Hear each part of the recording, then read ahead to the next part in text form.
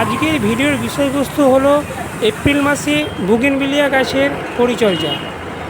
এই এপ্রিল মাসেতে ছোট ছোট কিছু পরিচর্যা করার ফলে বুগেনভিলিয়া গাছেতে আসবে যেরকম অসংখ্য পরিমাণে ফুল, সেরকম ছোট ছোট পরিচর্যা করার ফলে এই বুগেনভিলিয়া গাছটা হবে অনেকটা ঝাঁকড়া। এবং কী ধরনের খাবার প্রয়োগ করতে হবে, কী ধরনের কীটনাশক প্রয়োগ করলে গাছগুলোকে পোকামাকড়ের আক্রমণ থেকে রক্ষা করা যাবে, সমস্তটাই আজকের এই ভিডিওতে স্টেপ বাই স্টেপ আমি আলোচনা করব। তাই বন্ধুরা, আজকের এই ভিডিওটা তোমরা একটু স্কিপ করো না। স্কিপ করলে তোমরা বুগেনভিলিয়া গাছ সংক্রান্ত কিছু গুরুত্বপূর্ণ ছোটো ছোটো পরিচর্যা মিস করবে। নমস্কার বন্ধুরা, সঞ্জয় হর্টিকালচার চ্যানেলেই তোমাদের সবাইকে স্বাগত।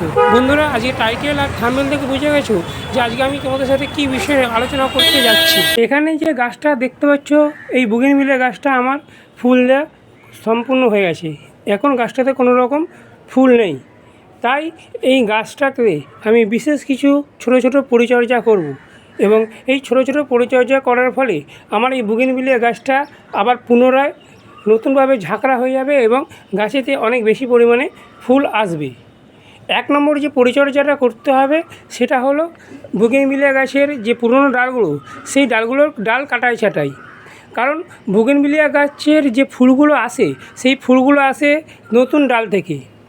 তাই আজকে আমি আমার এই বুগেনভিলিয়া গাছটা দেখো কতটা লম্বা হয়ে গেছে ডালগুলো। এই ডালগুলোকে আমি হার্ড প্রুনিং করে দেবো। তোমাদের যদি গাছগুলো এরকম লম্বা লম্বা ডালগুলো না হয়ে থাকে, যদি ছোটো ছোটো থাকে আর যদি গাছেতে ফুল না থাকে, তাহলে তোমরা লাইট প্রুনিং করে দেবে। ডাল কাটাই ছাঁটাই করার একটা নিয়ম ও পদ্ধতি আছে। প্রথমে এরকম একটা কাটার নিয়ে কাটারটাকে ভালো করে স্যানিটাইজ করে নিতে হবে, মানে জীবাণুমুক্ত করে নিতে হবে। এখানে দেখো, এখানে ব্রাউন ডাল আর এখানে গ্রিন ডাল, সবুজ ডাল, ঠিক এর মাঝখান থেকে এইখান থেকে কেটে দেবো। এইভাবে আমি প্রত্যেকটা ডাল বুগেনভিলিয়া গাছের হার্ড প্রুনিং করে দিলাম। এবং হার্ড প্রুনিং করে দেওয়ার পরে কাটা যে জায়গাগুলো আছে, সেই কাটা জায়গাগুলোতে আমি ফাঙ্গিসাইড লাগিয়ে দেবো। তা ফাঙ্গিসাইড হিসেবে আমি নিয়েছি এখানে হলুদ গুঁড়ো। তোমরা হলুদ গুঁড়োর জায়গায় যে কোনো ফাঙ্গিসাইড এই কাটা ডালগুলোতে অবশ্যই এইভাবে লাগিয়ে দেবে, যাতে ফাঙ্গাসে আক্রমণ না হয়। 2 নম্বর যে পরিচর্যাটা করতে হবে সেটা হলো টবের ভেতরে যদি এরকম আগাছা থাকে, সেই আগাছাগুলোকে অবশ্যই তুলে ফেলে দিতে হবে। কারণ এই আগাছাগুলো যদি টবের মধ্যে থাকে, তাহলে আমরা যখন বুগেনভিলিয়া গাছেতে খাবার দেবো, সেই খাবারগুলো এই আগাছাগুলো সব গ্রহণ করে নেবে। এর ফলে বুগেনভিলিয়া গাছটা সঠিক পরিমাণে খাবারটা পাবে না, এবং খাবার না পাওয়ার ফলে গাছে সঠিক বৃদ্ধি হবে না, গাছেতে সঠিক পরিমাণে ফুলও আসবে না। তার সাথে সাথে মাসে 2 বার করে টবের মাটিটাকে অবশ্যই এইভাবে খুঁড়ে দিতে হবে। খুঁড়ে দিলে কী হবে, খুঁড়ে দিলে টবের ভেতরে হাওয়া চলাচলটা খুব ভালোভাবে করতে পারবে এবং গাছের যে বৃদ্ধি, গাছের বৃদ্ধিও সঠিক পরিমাণে হবে। 3 নম্বর যে পরিচর্যাটা করতে হবে সেটা হলো গাছের খাবার। গাছের খাবারের উপরে কিন্তু গাছের বৃদ্ধি ও গাছেতে ফুল আসা নির্ভর করে। এই বুগেনভিলিয়া গাছটা আমার 10 ইঞ্চি একটা টবের মধ্যে আছে। 10 ইঞ্চি টবের জন্য আমি যে খাবারটা নিয়েছি, এই যে চামচ, এই চামচের পরিমাপ হিসাবে আমি নিয়েছি 1 চামচ হাড় গুঁড়ো, 1 চামচ শিং চাঁচা, 1 চামচ হচ্ছে বাদাম খোল নিয়েছি। তোমরা বাদাম খোলের পরিবর্তে সর্ষে গুঁড়ো খোল নিতে পারো। আর এখানে নিয়েছি আমি 3 চামচ পাকা কলার খোসার গুঁড়ো। তোমরা পাকা কলার খোসার গুঁড়োর জায়গায় পেঁয়াজের খোসার গুঁড়ো নিতে পারো, কিংবা তোমার বায়োপটাশ, যে বায়োপটাশ সেটা নিতে পারো, অথবা রাসায়নিক সার হিসাবে নিতে পারো তোমরা এমওপি বা এসওপি। যদি রাসায়নিক সার নাও তাহলে এই চামচের 1 চামচ নেবে 10 ইঞ্চি টবের জন্য। আর এখানে নিয়েছি আমি 1 চামচ নিম খোল, আর এখানে আছে 1 চামচ ব্লাড মিল্ক বা রক্ত সার। তোমরা রক্ত সারের পরিবর্তে চামড়া সারও নিতে পারো। আর নিয়েছি এখানে 1/2 চামচ চুন, ও ফাঙ্গিসাইড হিসাবে এখানে নিয়েছি 1 চামচ হলুদ গুঁড়ো। এই খাবারের উপকরণগুলো একে অপরের সাথে খুব ভালোভাবে মিশিয়ে নেব। টবের ধার বরাবর এইভাবে দিয়ে দেবো। তোমরা যদি এই সময় মানে এপ্রিল মাসে বুগেনভিলিয়া গাছের নতুন চারা গাছ নিয়ে আসো, তাহলে যে ধরনের মিডিয়াতে তোমরা গাছটা বসাবে সেটা আমি খুব সংক্ষেপে তোমাদের বলে দিচ্ছি। 1 ভাগ মাটি, 1 ভাগ কোকোপিট, 1 ভাগ যে কোনো কম্পোস্ট সার, আর 1 চামচ নিমখোল ও 1 চামচ সুপার ফসফেট দিয়ে প্রথমে 10 ইঞ্চি টবের মধ্যে বসাবে না। প্রথমে তোমরা 8 ইঞ্চি বা 6 ইঞ্চি টবের মধ্যে গাছটাকে প্রতিস্থাপন করে দেবে। এবং প্রতিস্থাপন করার ঠিক 6 দিন পরে তোমরা 5 থেকে 6টা দানা টবের পরিমাপ হিসাবে, যদি 6 ইঞ্চি টব হয় 6টা কিংবা 8 ইঞ্চি টব হলে 8টা ডিএপির দানা একবার গাছটা প্রতিস্থাপন করার 6 দিন পরে দিয়ে দেবে। দিয়ে দিলে কী হবে, ডিএপিটা দিলে গাছের শিকড় খুব দ্রুত বৃদ্ধি হবে এবং গাছটা ওপরের দিকে খুব তাড়াতাড়ি বেড়ে উঠবে। আর 15 থেকে 20 দিন পর থেকে আমি এখন যে খাবারটা দেখালাম সেই খাবারটা তোমরা 1 মাসে একবার করে টবের মাটিতে দিয়ে দেবে। তরল খাবার হিসেবে গাছের মাটিতে কি খাবার দেবো আর গাছের পাতাতেই বা কী খাবার স্প্রে করব সেটা আমি তোমাদের ভিডিওর মধ্যে বলে দেবো। আর মাটিটাকে ঝুরঝুরে রাখার জন্য তোমরা যখন গাছটা প্রতিস্থাপন করবে তখন তোমরা 1 ভাগ বালি, চিকন বালি, লাল মোটা বালি সেটা তোমরা দিয়ে দেবে। এর ফলে মাটিটা অনেকটা ওয়েল ড্রেনেজ, মানে জল ধারণ ক্ষমতা খুবই কম হবে, অথচ মাটিটা ময়েস্ট থাকবে। এই খাবারগুলো দিয়ে দেওয়ার পরে এখানে আমি দিচ্ছি কম্পোস্ট সার, খাবারগুলোর উপরে মালচিং করে দিচ্ছি। আমি এখানে দিচ্ছি 2 মুঠো মতন ভার্মি কম্পোস্ট। তোমরা ভার্মি কম্পোস্টের পরিবর্তে পাতা পচা সার বা গোবর সারও খাবারগুলো দিয়ে দেওয়ার পরে মালচিং করে দেবে। এইভাবে বুগেনভিলিয়া গাছ অ্যাসিডিক মাটি ভীষণভাবে পছন্দ করে, তাই মাটিটাকে অ্যাসিডিক রাখার জন্য এখানে দেবো আমি একটা 2 টাকা দামের কফির পাউডার 10 ইঞ্চি টবেতে। এইভাবে টবের মাটির ওপরে দিয়ে দেবো। এই কফি পাউডারটা কী করে, কফি পাউডারটা গাছের মাটিটাকে অ্যাসিডিক রাখতে ভীষণভাবে সাহায্য করে। সমস্ত খাবার দিয়ে দেওয়ার পরে গাছের মাটিতে ভরপুর মাত্রায় জল দিয়ে দেবো এইভাবে। এবং যে খাবারটা আমি দেখালাম এখন, এই খাবারটা মাসে একবার করে বুগেনভিলিয়া গাছে মাটিতে প্রয়োগ করতে হবে। 4 নম্বর যে পরিচর্যাটা করতে হবে সেটা হলো গাছের মাটিতে জলের প্রয়োগ ও আলোর ব্যবস্থাপনা।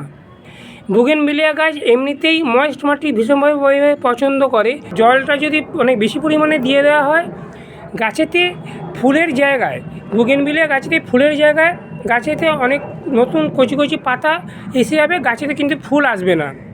তাই ফুল আনতে গেলে সর্বপ্রথম যে কাজটা করতে হবে সেটা হলো গাছের মাটিতে জলটা টান টান রাখতে হবে, মানে গাছটাকে না মেরে ফেলে গাছের মাটিটাকে জাস্ট ওপরটা ভিজিয়ে দিতে হবে।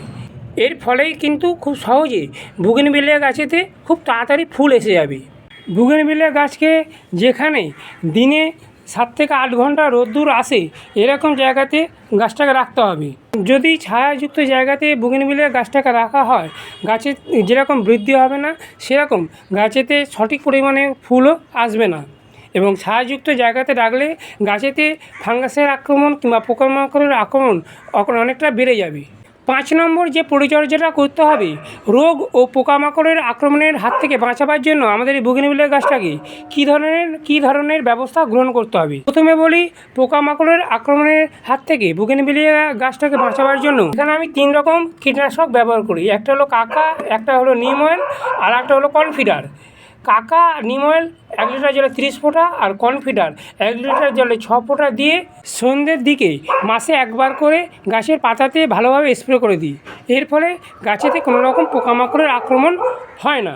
ছত্রাক বা ফাঙ্গাসজনিত লক্ষণের হাত থেকে আমাদের বুগেনভিলিয়া গাছটাকে বাঁচাবার জন্য যে কোনো ফাঙ্গিসাইড 1 লিটার জলে 2 গ্রাম গুলে সকালের দিকে অথবা বিকেলের দিকে গাছের পাতাতে ভালোভাবে স্প্রে করে দিলে কোনো রকম ছত্রাকজনিত লক্ষণ দেখা যাবে না। দুপুরের চড়া রোদ্দুরেতে কোনো রকম ফার্টিলাইজার গাছের পাতাতে অথবা মাটিতে প্রয়োগ করা চলবে না, কারণ দুপুরে চড়া রোদ্দুরেতে কোনো রকম ফার্টিলাইজার গাছের পাতাতে বা মাটিতে দিলে গাছের ক্ষতি হওয়ার সম্ভাবনা অনেকটা বেশি থাকে। মাসে একবার করে গাছেতে মাইক্রোনিউট্রিয়েন্ট অবশ্যই দিতে হবে, মাইক্রোনিউট্রিয়েন্ট বা অনুখাদ্য। আমি বুগেনভিলিয়া গাছেতে সাগরিকা, ইফকো কোম্পানির সাগরিকা, এটা গাছের মাটিতে প্রয়োগ করি।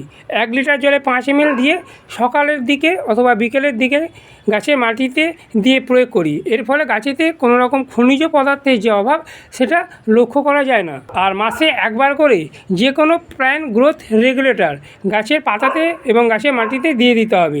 বুস্টার 2, এই বুস্টার 2 1 লিটার জলে 1 ফোঁটা দিয়ে গাছের পাতাতে স্প্রে করে দিই। এর ফলে গাছেতে খুব সহজে আমার ফুল চলে আসে এবং গাছের বৃদ্ধিও খুব তাড়াতাড়ি হয়। মাসে 2 বার করে একটা লিকুইড ফ্লাওয়ার বুস্টার বুগেনভিলিয়া গাছের মাটির টবেতে দিতে হবে। এই লিকুইড ফার্টিলাইজারটা কীভাবে বানানো যায় সেটা তোমাদের আমি দেখিয়ে দিচ্ছি। এখানে আমি 500 ml করে 3টে কন্টেনারে প্লেন জল নিয়েছি। এই 500 ml প্লেন জলেতে আমরা যে পাকা কলা খাই সেই পাকা কলার খোসার 3 থেকে 4টে দিয়ে দেবো, টুকরো টুকরো করে কেটে জলের মধ্যে এইভাবে দিয়ে দেবো 500 ml মতো জলেতে। আর একটা 500 ml মতন জলেতে দেবো এখানে আমি আলুর খোসা, 2 থেকে 3টে আলুর খোসা এই 500 ml মতো জলেতে দিয়ে দেবো। আর একটা 500 ml মতো জলেতে দেবো এখানে আমি চা পাতা, 1 চামচ মতো চা পাতা 500 ml মতো জলেতে দিয়ে দেবো। 3টে লিকুইড ফার্টিলাইজার আমি ডিকম্পোস্ট করতে দেবো 1 সপ্তাহ মতন। 1 সপ্তাহ মতন ডিকম্পোস্ট হয়ে যাওয়ার পর 3টে তরল খাবার একসাথে মিশিয়ে এরকম যে 10 ইঞ্চি টব, সেই 10 ইঞ্চি টবেতে 500 ml মতন জল মাসে 2বার করে প্রয়োগ করতে হবে। প্রয়োগ করার ফলে কিন্তু গাছেতে অনেক বেশি পরিমাণে ফুল আসবে এবং গাছের যে মাইক্রো নিউট্রিয়েন্ট, সেই মাইক্রো নিউট্রিয়েন্টের অভাবও অনেকটা পূরণ হয়ে যাবে। বন্ধুরা, এটা ছিল এপ্রিল মাসে বুগেনভিলিয়ার গাছের পরিচর্যা সংক্রান্ত বিষয়ে আলোচনা। যদি আমার এই ভিডিওটা তোমাদের এতটুকু উপকারে লাগে তাহলে অবশ্যই এই ভিডিওটাতে একটা লাইক দিও এবং চ্যানেলটাকে সাবস্ক্রাইব করে আমার পাশে থেকো। পাশে থাকা যে বেল আইকনটা সেটা প্রেস করে দিও। প্রেস করে দিলে কী হবে, আমি যখন নতুন নতুন ভিডিও আপলোড করব যাতে সহজেই তোমাদের কাছে খুব তাড়াতাড়ি পৌঁছে যেতে পারি। সবাই তোমরা খুব ভালো থেকো এবং সুস্থ থেকো। নমস্কার।